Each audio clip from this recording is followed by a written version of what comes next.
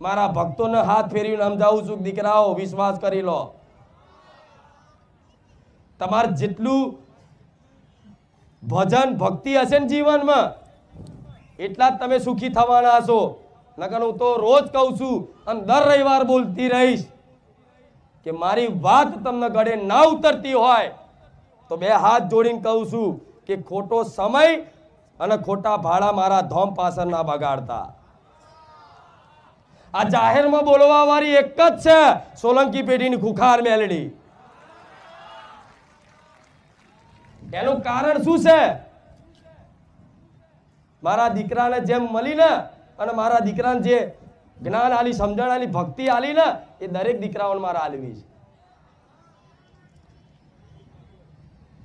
કશું જ ના થાય તમારથી.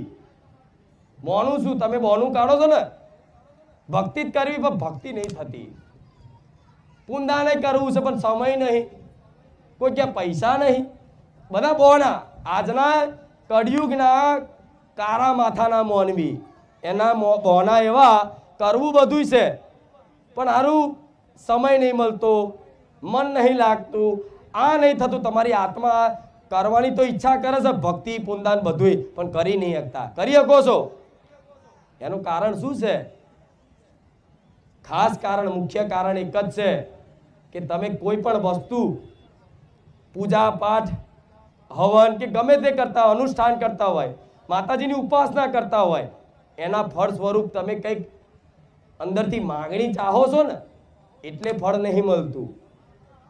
પણ હું માતા એવું કહું છું, તમે જે અનુષ્ઠાન કરો એનું ફળ તો મળે, પણ આનાથી કાયમ માટે કોઈ માંગણી ના રહે એવું સુખ જોતું હોય ને તો આજે માતાઓ જોડે, ભગવાન જોડે, પોતાની કુળદેવી જોડે માંગણી કરવાનું બંધ કરી દેજો. ખાલી એની ભક્તિ કરો અને હું કહું એમ પુંદાન કરો અને હું કહું એમ રામનું નામ ભજી લો અને વરસ પછી મળજો મન.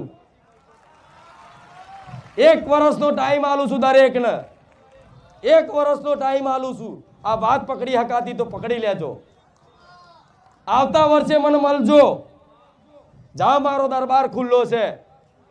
આ મારી વાત મોની અને જો કોઈ સ્વીકારી અને મેં જે કીધું એ ચાલુ કરે અને આવતા વર્ષે કોઈ ફળ ના દેખાય ને એ દર જાહેરમાં આવી અને તમે જે કર્યું એનો પુરાવો આલી અને મને માતાને કહેજો કે માં અમે દુખી થઈ ગયા, અમે બરબાદ થઈ ગયા કરવામાં, તો હું મેરડી જાહેરમાં બોલું છું, હું ગાદી બંધ કરી દઈશ.